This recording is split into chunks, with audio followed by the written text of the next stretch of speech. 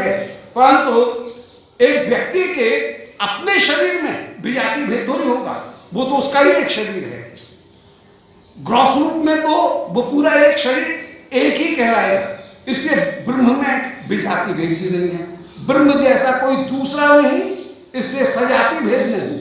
सभी वस्तु ब्रह्म के भीतर ही स्थित हैं, इसलिए विजाति भेद भी नहीं हो सकता है। अंग हो सकता है, विजाति नहीं हो सकता है। उसको अंग तो कहेंगे कि हाथ अंग है, पैर अंग है, ग्रीवा अंग है, मुख अंग है, नाक अंग है, अंग तो कहा जा सकता है, परंतु उसको विजाति नहीं कहा जा सकता है। ब्रह्म में विजाति भेद भी नहीं है।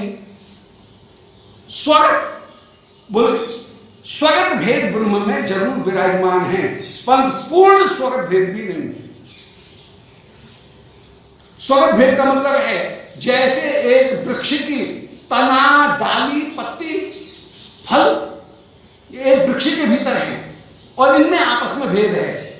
तो ईश्वर में स्वगत भेद तो है कि स्वरूप शक्ति, तटस्था शक्ति, बहिरंगा शक्ति, ये तीनों शक्तियां हैं। परंतु भगवान की एक विशेषता और है कि भगवान की स्वरूप शक्ति में स्वगत भेद भी नहीं है। वे सर्वतः प्राणपाद है, किसी भी वस्तु से कोई भी कार्य कर सकते हैं। इसलिए एक अंश में स्वगत भेद है, परंतु स्वगत भेद होने पर भी संपूर्ण अंग में स्वगत भेद नहीं है, वह सर्वतः प्राणपाद होकर के भी विराजमान है। इसलिए त्रिधा भेद रहित होकर के जो पदार्थ विराजमान है उसका नाम आत्मा हो, उसको कहेंगे तत्व। तो पर तत्व, पर ब्रह्म, आप वो ज्योतिषी जब गणना कर रहा है तो वो कह रहा है कि तुम तो पर तत्व मालूम पड़ रहे हो। हम लोग महाप्रभु कह रहे हैं अरे तुम पे कुछ नहीं आता है। अब बेचारा ज्योतिषी तो बिल्कुल सही कह रहा है, बोले तुम्हारी गणना में ये आ रहा है कि तुम पर तत्व हो। स्वजाति विजाति स्वगत भेद शून्य, स्वयं शुद्ध आनंदमय पदार्थ होकर के, आनंद प्रचुर पदार्थ होकर के तुम विराजमान हो। तुम्हारी जन्मपत्री तो यही कह रही है, पर ब्रह्म, तुम पर ब्रह्म होकर के विराजमान। ब्रह्म किसको कहेंगे? बोले जो परिच्छेद सामान्य अत्यंत अभाव वाला हो उसका नाम है पर ब्रह्म। परिच्छेद सामान्य अत्यंताभाववत जो पदार्थ है उसका नाम पर ब्रह्म है। परिच्छेद का मतलब है किसी चीज से ढका हुआ नहीं है, वो सबका आश्रय है, परंतु उसका आश्रय कोई दूसरा नहीं है। वो किसी भी जहां ढका हुआ है अपने उस आवरण से मुक्त होकर के ही सर्वदा विराजमान है। वो परिच्छेद माने सीमा से युक्त नहीं है, और सामान्य माने उस जैसा कोई दूसरा नहीं है। ब्रह्म किसी से ढका हुआ नहीं है और ब्रह्म जैसा कोई दूसरा नहीं है।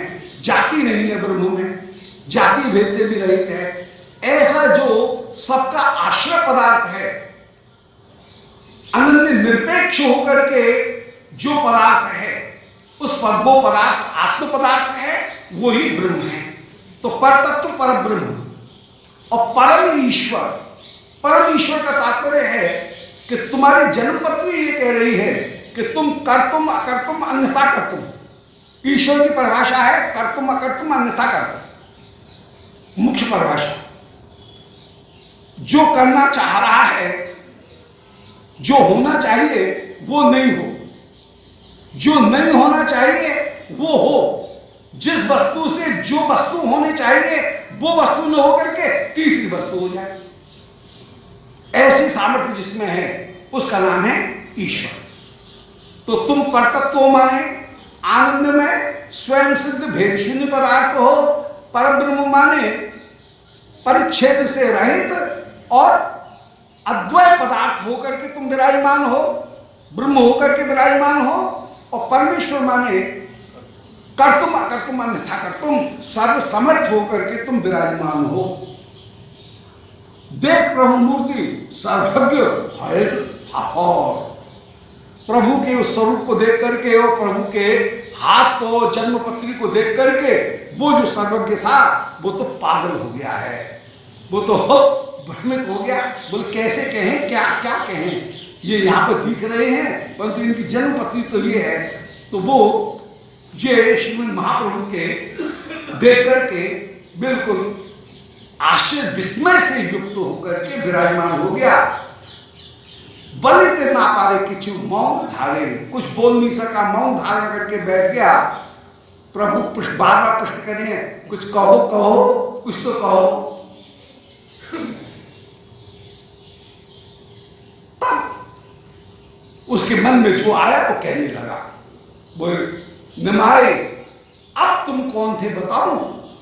मेरे हिसाब से तो मेरे जो ज्ञान है और ये जो तुम्हारे लक्षण जो देखे हैं, इन हेतुओं के आधार पर तो ये कहूंगा कि तुम संपूर्ण जगत के आश्रय हो, तुम पूर्ण भगवान हो, सर्व ईश्वर होकर के विराजमान हैं।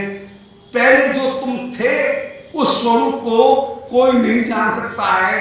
दुर्विज्ञ नित्यानंद स्वरूप होकर के, नित्य और आनंद स्वरूप होकर के तुम विराजमान हो। प्रभु हंसी बोले, तुम किछु ना जाने ला। बोले ऐसा कहीं हो सकता है? तुम्हारे सामने एक सामान्य जीव खड़ा हुआ है, एक मनुष्य खड़ा हुआ है सीमित, और तुम उसको सर्व के कह के बता रहे हो। तुम कुछ नहीं जानते हो, मैं बताऊं? अब महाप्रभु को तो ये स्वभाव है प्रयास करने का, अटकने का। तुम्हारी ज्योतिष फेल, मेरी ज्योतिष बताऊं मैं कौन था?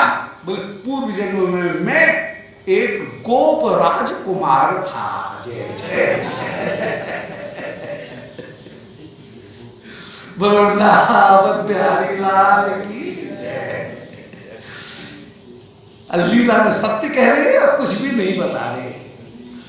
श्री गोविंद जय जय गोपाल जय जय गोविंद जय श्री राधा रमण हरि गोविंद जय जय राधा।